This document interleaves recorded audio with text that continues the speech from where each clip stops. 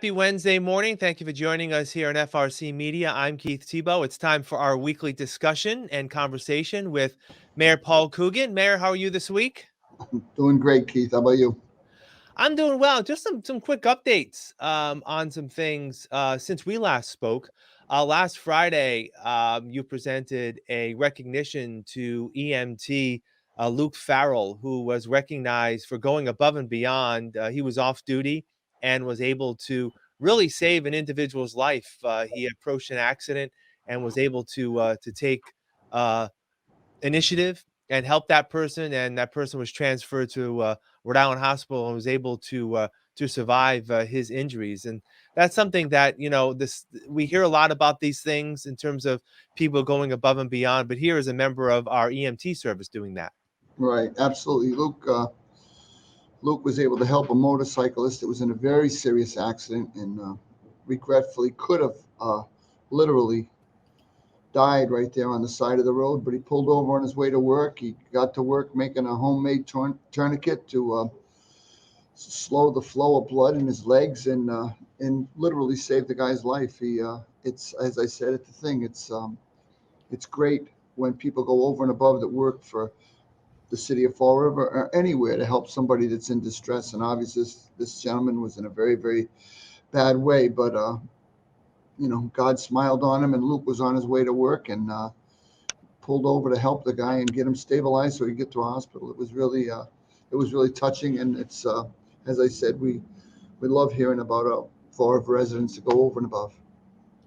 And seeing the press event that you had last week, and he was very humble, Luke, about it. It seemed like he was sort of like taken aback by it, like, well, I'm just doing my job. If I was on the job at that time, I'd be doing that. So it's always interesting to see how people are humble in these situations. Yeah, it's very good because again, he didn't even want to be there. You feel bad. You're trying to acknowledge something good he did, and he's like, just let me go to work. What time does my shift start? But Yeah, right. My shift starts soon. I got someplace to be. yeah, I know that's what it Yeah. was like. Yeah. Another issue. Last week, the city council ordinance committee met, and we had talked about this issue before. The number of dirt bikes and ATVs unlicensed on the streets of Fall River. I'm sure your office continues to get calls, and the police department gets calls about this. And you were hoping to work with the city council on some kind of ordinance to see if anything can be strengthened. And I guess when things worked itself out, the state has a pretty strong law. It's just a matter of trying to identify these people and do something about it. And really, the city can't do much more than what's on the state books. Is that frustrating for you in some ways, and not seeing that the city really can't do much more than what's on the books already? Yeah, that's where we're sitting, Keith. As you said, we have a range of laws and regulations that don't allow anybody to be bombing around the streets with no plate on a vehicle. It's an off-road vehicle designed for the woods and the trails. And here we are. We have them coming down Plymouth Avenue. We're going up Middle Street, and it's just dangerous. I was at Kennedy Park the other day, and they were riding right across the park. Um, maybe if we can improve enforcement, and I have talked to the new chief about that. I think one of the regulation changes was the ability to just confiscate the bike right there. That may strengthen the regulation enough to get some of these people off the roads and go ride these bikes where they belong.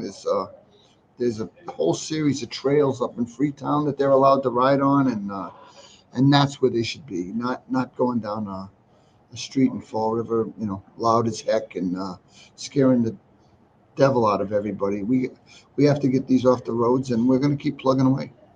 Yeah. On another issue, I know we've talked a lot about the spending of the ARPA funds in the city of Fall River. The city council has been allocating funds as part of the Bristol County commission allocation to the city. They announced last night that they would like to spend $2 million on youth initiatives, which I think would probably bring some positive news to Fall River, getting youth involved in activities that they may not otherwise been able to afford. Give us an update on some of the projects that the committee that you appointed may be working on. There's always talk about reducing taxes, reducing the burden on taxpayers, but any updates you can provide on how you may see more opera funding being spent? I can see ARPA funding being spent on a number of things. Obviously, we're trying to make sure we get enough street sweepers, graffiti removal machines, strengthen some of our park events. We're looking at Kennedy Park. We have a few ideas we want to go forward with down there. Obviously, the end of the month we'll be dedicating two of our parks in the Flint that have been completely redone. Those are the things we're looking for. Where can we make some permanent changes with one-time money that'll make the city a better place to live? And that's the focus. We have requests come in. If you look at what our new city councilor Laura Washington proposed last night with the $2 million, that's going to be an opportunity for small businesses that may run a boxing gym, may run an art class. We've already given some money to one dance studio that wants to give scholarships to forever kids to get kids involved. I don't care if it's music, sports, theater, art, anything we can do to give kids after school activities they're involved in. We were talking about it this morning. I know one of the other councils asked about Little League or youth soccer. We can strengthen those programs. Maybe we can expand some rosters and get more kids involved. And that's how we're going to punch our way out of this COVID nightmare. When you look at the mental health issues that are affecting our kids, to me, being around other people the same age, outdoors, doing sports, working out, involved in an activity that they want to do is the way to get these kids back to a to a position where they're ready to learn in schools and they're ready to become positive members of our community. That's what this goal is for all of us. Skating rink, art class, paint an electric box. Let's get some things going. I think we make Fall River more livable, and I think we get these kids back on the beam. One of the things that I think a lot of people have learned, and I'll ask your opinion on this, is these funds need to be allocated by, I believe, the end of 2024, and then spent, I believe, by 2025 or 2026. A lot of people will see that type of money and want to jump on it right away.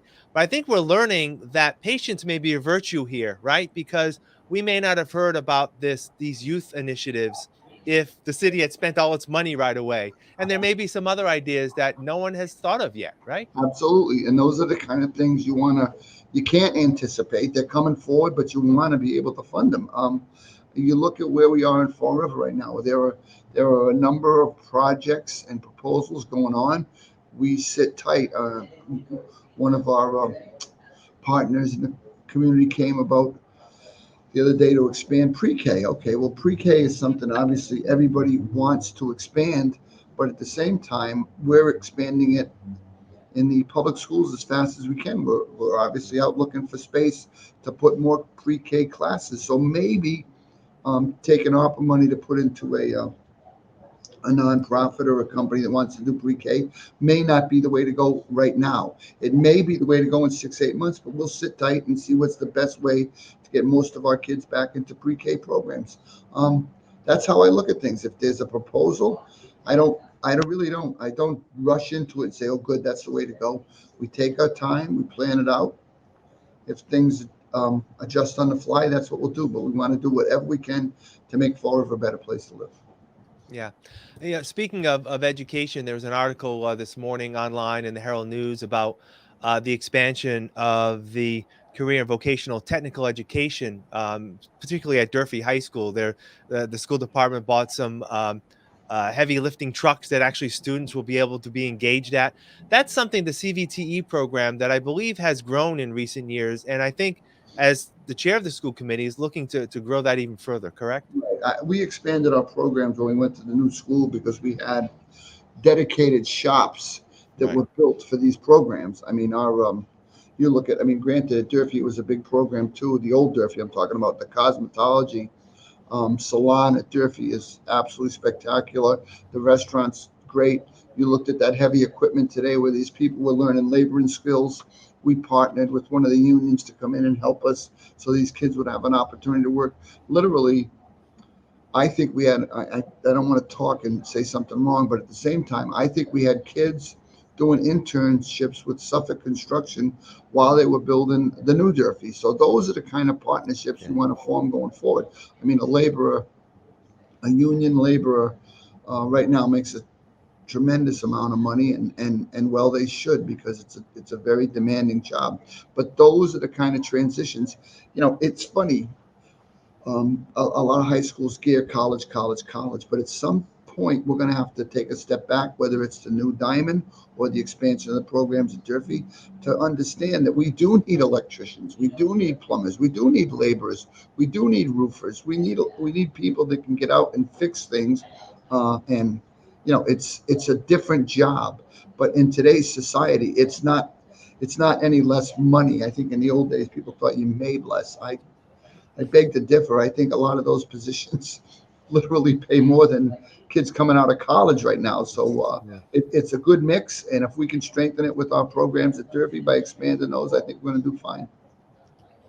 And just a point of note, school starts in 2 weeks here in Fall River. Unbelievable how quickly the summer has gone. Absolutely. All right, Mayor Paul Coogan, as always, thank you for your time. We will not be meeting next week, so I'll talk to you in 2 weeks. All right. Thanks, Keith. All right, take care. Thank you. And thank you for joining us here at FRC Media. I'm Keith Tebow. Have a great day.